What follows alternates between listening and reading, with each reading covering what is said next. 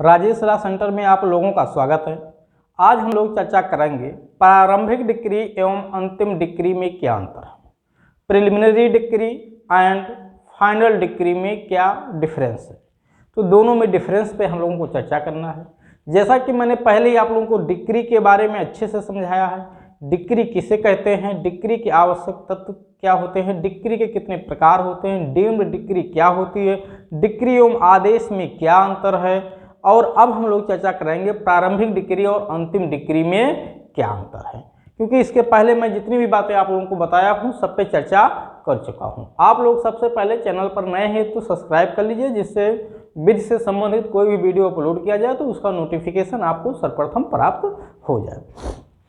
हाँ, एक सूचना यह है कि पीसीजे एपीओ एचजीएस की तैयारी एवं मेंस का टेस्ट सीरीज अगर कोई बच्चा ज्वाइन करना चाहता है तो वो इस नंबर पे संपर्क कर सकता है। हमारे यहाँ ऑनलाइन ऑफलाइन दोनों प्रकार की जो है सुविधा उपलब्ध है। आप घर बैठ के भी तैयारी कर सकते हैं, संस्थान में आकर के भी तैयारी कर सकते हैं। आइए हम लोग चर्चा करते हैं प्रारंभिक डिग्री एवं अंतिम डिग्री। ठीक है, प्रारंभिक डिग्री एवं अंतिम डिग्री का अगर उल्लेख आप कहेंगे तो सीपीसी में धारा 2 की उपधारा 2, ठीक है, उपधारा 2 तो कहना ठीक नहीं है, खंड हम कहेंगे उसे, धारा 2 के खंड 2 में प्रारंभिक डिग्री एवं अंतिम डिग्री का उल्लेख किया गया है कि किसी भी वाद में प्रारंभिक एवं अंतिम डिग्री भी पास किया जा सकता है, या इस तरह से लिखा हुआ है कि डिग्री प्रारंभिक एवं अंतिम हो सकेगी। ठीक है, ये कुछ नहीं बताया गया है किस मामले में प्रारंभिक एवं अंतिम डिग्री पास किया जाएगा, प्रारंभिक क्या होता है, अंतिम क्या होता है, ऑब्जेक्ट क्या होता है, कुछ भी नहीं बताया गया। बस थोड़ा सा इतना बता दिया गया है कि किस जो है डिग्री प्रारंभिक एवं अंतिम हो सकेगी, यानी एक हिंट भर किया गया है वहाँ पे। तो उसी पे हम लोग चर्चा करेंगे प्रारंभिक डिग्री एवं अंतिम डिग्री क्या होते हैं। ठीक है, अब प्रारंभिक डिग्री के बारे में कोर्ट का एक जजमेंट है, ये फूलचंद बनाम गोपाल लाल 1967 सुप्रीम कोर्ट का। इस फूलचंद के केस में कोर्ट ने स्पष्ट कर दिया कि प्रारंभिक डिग्री किसी भी मामले में तथ्य एवं परिस्थितियों के अनुसार पारित किया जा सकता है, यानी एक से अधिक प्रारंभिक डिग्री भी आवश्यकता अनुसार किसी भी वाद में पारित किए जा सकते हैं अगर उस मामले में ऐसी परिस्थितियां बन रही हैं कि प्रारंभिक डिग्री पास की जाए तो पास किया जा सकता है। अर्थात सुप्रीम कोर्ट का कहने का ये अर्थ था कि कोई पर्टिकुलर केस नहीं है, यानी पर्टिकुलर कोई ऐसा मामला नहीं है जिसमें ही केवल प्रारंभिक डिग्री पास की जाएगी, किसी भी मामले में प्रारंभिक डिग्री पास की जा सकती है अगर उस मामले में ऐसी तथ्यों परिस्थितियां उत्पन्न हैं तो, अन्यथा नहीं किया जाएगा। तो ये फूलचंद बनाम गोपाल लाल का केस भी याद रखिएगा, महत्वपूर्ण है। और एक केस और है, अभी मैं उसका चर्चा करूंगा। केसों की भरमार है, ठीक है, केसों की कमी नहीं होती है, लेकिन आप ध्यान रखिए जितना ज़रूरत हो केसला उतना लिखिए, आवश्यकता से ज़्यादा लिखने की ज़रूरत नहीं है। जिस प्रोविजंस पे केस पूछा जा रहा हो, अगर या कोई प्रोविजन केस ला से ही निकल के आ रहा हो तो वहाँ केस ला दिखाना जरूरी हो जाता है, या कहीं कहीं लीडिंग हो, केसला ही लीडिंग हो वहाँ पे, ठीक है, लीडिंग केसला हो, इतना ज़्यादा महत्वपूर्ण हो कि उसको दिखाना बहुत ज़रूरी है। तो ऐसी स्थिति में आप केसला को दिखाइए, अन्यथा केसला कोई लड्डू या प्रसाद नहीं है कि सभी को बांटिए, यानी हर एक धारा पे हर एक प्रोविजन पे केसला लिखना जरूरी नहीं होता है। ठीक है, जहाँ जरूरी है केवल वहीं पे आप लिखिए। आइए, अगर आपके एग्जाम में प्रारंभिक डिग्री एवं अंतिम डिग्री में अंतर पूछा जाता है, मुख्य परीक्षा में पूछा जाता है, तो आप इसका उल्लेख कैसे करेंगे उसी पे हम चर्चा करेंगे, क्योंकि मेंस के आंसर राइटिंग पे भी मैं यहाँ आपको उल्लेख कर रहा हूँ कि जब भी आप अपना मेंस का आंसर राइटिंग ड्राफ्ट करिए, अंतर पे खासतौर पे जब किसी प्रश्न में अंतर पूछा गया हो तो उसको लिखने के साथ साथ आप सबसे पहले उसमें सिमिलरिटी लिखिए, समानता लिखिए, क्योंकि यही समानता आपको अन्य बच्चों से ज़्यादा प्रभावी बना देता है। उन बच्चों की कॉपी में समानता नहीं होती है, लेकिन अगर आप अपनी कॉपी में समानता के साथ साथ अंतर का भी उल्लेख करते हैं तो निश्चित तौर से आप अन्य बच्चों से अधिक जो है मूल्यांकन योग्य हो जाते हैं, आपका मूल्यांकन ज़्यादा होगा उसमें और आप अच्छे नंबर गेन करेंगे। तो समानता, प्रारंभिक डिग्री एवं अंतिम डिग्री में समानता पे चर्चा कर लेते हैं। प्रारंभिक डिग्री अंतिम डिग्री का उल्लेख मैंने डिग्री में ही किया था, प्रारंभिक डिग्री क्या होता है, अंतिम डिग्री क्या होता है, ठीक है, किन मामलों में पास किया जाता है। कुछ दृष्टांत स्वरूप मैंने लिस्ट भी डिग्री की परिभाषा जिस वीडियो में मैंने किया है उसमें आपको जो है लिस्ट भी दे दिया था, ठीक है, मोटा मोटा जो एक दृष्टांत स्वरूप था। तो आइए सबसे पहले सिमिलरिटी, ठीक है, सिमिलरिटी पे चर्चा करने से पहले थोड़ा सा प्रारंभिक और अंतिम डिग्री पे भी चर्चा कर लेता हूँ। देखिए, प्रारंभिक डिग्री क्या होता है कि प्रारंभिक डिग्री का मतलब है प्रारंभ में पास किया गया डिग्री, यानी जब किसी वाद में 2 डिग्री पास कर दी गई हो। जैसे 2 डिग्री 2 विवाद पे होगा, यानी जब किसी मामले में विवादित बिंदु 1 से अधिक हों तो हर एक बिंदु पर डिग्री पास की जा सकती है। ऐसी स्थिति में जो पहली डिग्री पास की जाएगी वो प्रारंभिक डिग्री कहलाएगी। ठीक है, प्रारंभिक डिग्री से किसी विवाद का अंतिम रूप से अवधारण तो हो जाता है, लेकिन उस मामले का संपूर्ण निस्तारण नहीं होता है। जब उस मामले में विवादग्रस्त अंतिम विवादग्रस्त विषय पर डिग्री पास कर दी जाती है तो उसको अंतिम डिग्री कहते हैं और मामले का अंतिम रूप से निस्तारण भी हो जाता है। ठीक, जैसे कि वादकालीन लाभ के लिए लाया गया वाद, यानी जब मेसनी प्रॉफिट के लिए अंतःकालीन लाभ के लिए कोई वाद फाइल किया जाता है, खासतौर से बेकब्जा, जब किसी व्यक्ति को किसी की जमीन से उसे गलत तरीके से बेदखल कर दिया जाता है, तब ऐसी स्थिति में वो व्यक्ति जो वाद लाता है उसमें प्रारंभिक एवं अंतिम डिग्री पास की जा सकती है। कैसे? जब आपने किसी को बेदखल किया तो जितने, एक तो बेदखल करना गलत, आप ये कह रहे हो मेरा इस संपत्ति पे राइट है, जैसे ये एक प्रॉपर्टी है, इस प्रॉपर्टी में ये व्यक्ति रह रहा था, ये इसका हकदार था, आपने इसको गलत तरीके से बाहर कर दिया और आप इस संपत्ति में काबिज हो गए, ये कहते हुए कि इस प्रॉपर्टी का हकदार मैं हूँ और ये हकदार नहीं है।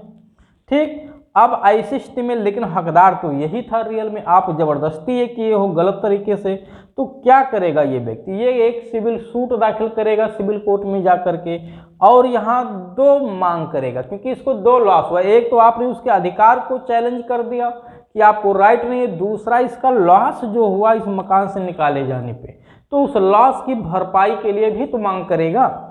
तो अब ऐसी स्थिति में ठीक है, पहले तो ये निश्चय होगा कि ये हकदार है कि नहीं। तो अगर हकदार है, पहला विवाद तो ये कि ये हकदार है कि नहीं, और हकदार है तो जो नुकसान हुआ इसका उसकी भरपाई भी कराई जाए। तो हकदार है कि नहीं, तो अगर पर्सन यानी 2 विवादित पर्सन हक पे लेके विवाद, दूसरा नुकसानी को लेकर के विवाद। ठीक है, 2 विवाद हैं इसमें कि नुकसानी हुई तो कितनी और हक है तो है या नहीं। तो हक है पहले कोर्ट तो ये डिसाइड करेगा, नुकसानी तो बाद में डिसाइड करेगा। पता चले नुकसानी पहले डिसाइड कर दे, बाद में पता चले ये हकदार ही नहीं था तो कुछ मिलेगा ही नहीं।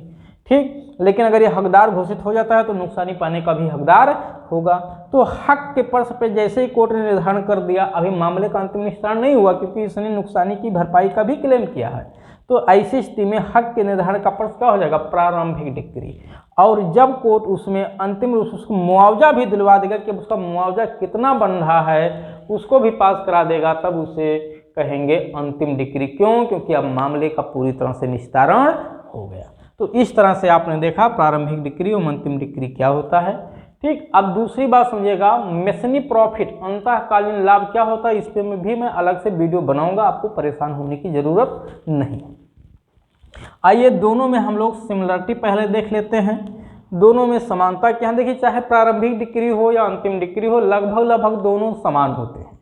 ठीक है, जो फीचर्स प्रारंभिक डिग्री में होते हैं सेम वही फीचर्स लगभग अंतिम डिग्री में भी होते हैं, इसलिए सिमिलरिटी की यहाँ पे बौछार हो जाएगी।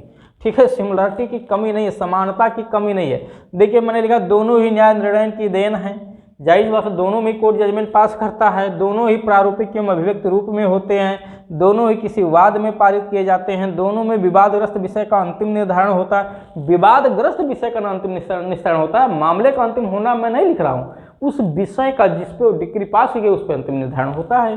फिर दोनों ही अपील पुनर्विलोकन एवं पुनरीक्षण योग्य होते हैं, अर्थात दोनों में ही अपील भी हो सकती है, रिव्यू भी हो सकता है, रिवीजन भी हो सकता है। दोनों ही गुणागुण के आधार पे होते हैं, अर्थात निश्चायक रूप से होते हैं। इन दोनों में पक्षकारों को सुनवाई करने के बाद ही प्रारंभिक अंतिम डिग्री पास की जाती है। ये सब जनरल नियम है, एक्सेप्शन भी होता है जो एक पक्षीय सुनवाई होती है आदेश 9 नियम 6 के तहत।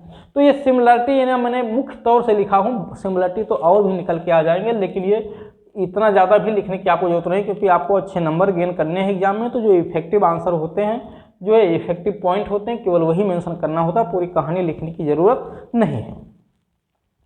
चलिए दूसरे पे आते हैं। अब अंतर, मैंने यहाँ अंतर दर्शाया है कि अंतर क्या है। ठीक है। ये 2 नंबर स्टार 2 करके लिखा हूँ, अर्थात इस पे कुछ पॉइंट्स और लिखे हुए देखिए 2 यहाँ लिखा हूँ, यानी ये केस इससे जुड़ा हुआ है प्रारंभिक से। इस केस का जिक्र मैंने वीडियो के शुरू में ही कर दिया था। लिखा प्रारंभिक डिक्री सभी वादों में नहीं पारित किया जाता है। सही सी बात है, हर एक वाद में नहीं पारित किया जाता है, जिसमें जरूरत होती है उसमें पास किया जाता है। अंतिम डिक्री हर एक वाद में पारित किया जाता है। तो आप यहाँ अपने नोट्स में क्या लिखेंगे कि प्रारंभिक डिक्री सामान्यतः प्रारंभिक डिक्री सभी वादों में नहीं पारित किया जाता है, जबकि अंतिम डिक्री सभी वादों में पारित किया जाता है। दूसरा लिखिएगा प्रारंभिक डिक्री में मामले का अंतिम अवधारण नहीं होता है, जबकि अंतिम डिक्री में मामले का अंतिम रूप से अवधारण होता है। अर्थात प्रारंभिक डिक्री में मामले का अंतिम अवधारण न होकर पक्षकारों के उस अधिकार का अंतिम अवधारण होता है, जबकि अंतिम डिक्री में मामले का अंतिम रूप से अवधारण होता है। तो इस पॉइंट में 2 में क्या लिखना है आपको कि प्रारंभिक डिक्री में मामले का अंतिम अवधारण नहीं होता है, जबकि अंतिम डिक्री में मामले का पूर्ण रूप से अवधारण हो जाता है। तीसरा है प्रारंभिक डिक्री अंतिम डिक्री पर निर्भर नहीं होती है। जाहिर सी बात है, जो प्रारंभिक डिक्री होती है वो अंतिम डिक्री पे नहीं निर्भर होती है, लेकिन अंतिम डिक्री जबकि अंतिम डिक्री प्रारंभिक डिक्री पे ही निर्भर होती है। इसका मतलब है कि अंतिम डिक्री जब भी पास की जाएगी तो प्रारंभिक डिक्री को फॉलो करती है। प्रारंभिक डिक्री को फॉलो करते हुए ही अंतिम डिक्री पास किया जाता है, जबकि प्रारंभिक डिक्री में अंतिम डिक्री को नहीं फॉलो किया जाता, क्योंकि अंतिम डिक्री तो आ ही नहीं रहती है। ठीक, तो वही लिखा कि प्रारंभिक डिक्री अंतिम डिक्री पर निर्भर नहीं होती है, जबकि अंतिम डिक्री प्रारंभिक डिक्री पर निर्भर होती है। अगला है प्रारंभिक डिक्री के अपास्त होने पर अंतिम डिक्री स्वतः अपास्त हो जाएगी। अगर प्रारंभिक डिक्री की अपील की गई हो, प्रारंभिक डिक्री और अंतिम डिक्री दोनों आ गया हो और प्रारंभिक डिक्री को चैलेंज किया गया हो और प्रारंभिक डिक्री अगर अपास्त हो जाए तो अंतिम डिक्री क्योंकि उसी पर निर्भर होती है, इसलिए अंतिम डिक्री भी स्वतः अपास्त हो जाती है। ध्यान रखिएगा, ठीक है। कौशल्या बनाम बैजनाथ का केस भी इस पे महत्वपूर्ण है। कौन सा केस? कौशल्या बनाम बैजनाथ के केस में कोर्ट ने कहा कि प्रारंभिक डिक्री यदि अपास्त होती है और अंतिम डिक्री अगर उस मामले में है तो अंतिम डिक्री स्वतः अपास्त हो जाएगी, लेकिन अंतिम डिक्री के अपास्त होने से प्रारंभिक डिक्री पर कोई प्रभाव नहीं पड़ता है। अगला है प्रारंभिक डिक्री अंतिम डिक्री का अनुसरण नहीं करती है। ठीक है, यानी प्रारंभिक डिक्री अंतिम डिक्री का अनुसरण नहीं करती है, जबकि अंतिम डिक्री प्रारंभिक डिक्री का अनुसरण करती है। मैंने पहले ही बताया है। फिर लिखा हुआ है प्रारंभिक डिक्री का आक्षेप अंतिम डिक्री में नहीं उठाई जा सकती। इसका मतलब प्रारंभिक डिक्री का आक्षेप, ये देखिए प्रारंभिक डिक्री भी अपील योग्य होता है, अंतिम डिक्री भी अपील योग्य होता है। तो प्रारंभिक डिक्री की जो अपील करने की समय सीमा है, उस अपील की समय सीमा के भीतर ही प्रारंभिक डिक्री की अपील करनी होगी। अगर प्रारंभिक डिक्री की अपील करने की समय सीमा समाप्त हो गई है और अंतिम डिक्री की अपील करने की समय सीमा प्रारंभ होती है, तो उसमें केवल अंतिम डिक्री को ही चैलेंज किया जाएगा, प्रारंभिक डिक्री पे कोई प्रश्न नहीं उठाया जाएगा, क्योंकि उसकी अपील करने की समय सीमा समाप्त हो गई है। लेकिन अगर प्रारंभिक डिक्री अंतिम डिक्री दोनों की अपील की समय सीमा एक साथ चल रही हो, बची हुई हो, तो दोनों पे भी आक्षेप किया जा सकता है, क्योंकि दोनों की अपनी समय सीमा है। लेकिन यहाँ जिस सेंस में लिखा गया है उसका यही मतलब है कि प्रारंभिक डिक्री की अपील करने की समय सीमा अगर खत्म हो गई है तो अंतिम डिक्री की जो अपील करने की समय सीमा होती है उसमें प्रारंभिक डिक्री को चैलेंज नहीं किया जाएगा, क्योंकि उसका तो समय खत्म हो चुका है। ठीक, तो यही लास्ट पॉइंट लिखा थी, प्रारंभिक डिक्री का आक्षेप अंतिम डिक्री में नहीं उठाया जा सकता, लेकिन ये तब जब प्रारंभिक डिक्री की अपील की समय सीमा खत्म हो गई हो। अगर प्रारंभिक डिक्री की भी अपील की समय सीमा भी बची हुई है तो बिल्कुल आक्षेप किया जा सकता है। तो इस तरह से मैंने कोशिश किया आप लोगों को प्रारंभिक डिक्री और अंतिम डिक्री में अंतर क्या है और समानता क्या है दोनों समझाने के लिए। ठीक, अब यहाँ पे एक केस है शीतला प्रसाद बनाम किशोरी लाल। ये देखिए 1 नंबर पे है, 1 नंबर मतलब चौथे पे, प्रारंभिक डिक्री के अपास्त होने पे अंतिम डिक्री स्वतः अपास्त हो जाती है। ठीक है, शीतला प्रसाद की केस में सुप्रीम कोर्ट ने ये बात कही। इस पे मैंने अभी एक केस और बताया था, कौशल्या बनाम बैजनाथ का केस। ठीक है, कि जब प्रारंभिक डिक्री अपास्त होती है तो अंतिम डिक्री स्वतः अपास्त हो जाती है। क्यों? क्योंकि वो उसी पे निर्भर होती है। ठीक है, तो प्रारंभिक डिक्री अगर अपास्त हुई तो अंतिम डिक्री स्वतः अपास्त हो जाएगी। प्रारंभिक डिक्री का अनुसरण अंतिम डिक्री जरूर करती है। ठीक है, तो ये सब पॉइंट्स बहुत महत्वपूर्ण है, आप लोग इसको याद रखिएगा और उम्मीद है ठीक है कि आप लोगों को अच्छे से समझ में आ गया होगा। अगर कोई बात नहीं किसी बच्चे को समझ में आई है तो कमेंट बॉक्स में जाके कमेंट कर सकता है और हमसे पूछ सकता है कि सर ये बात मुझे समझ में नहीं आई है, उसका जिक्र मैं किसी नेक्स्ट वीडियो में कर दूंगा।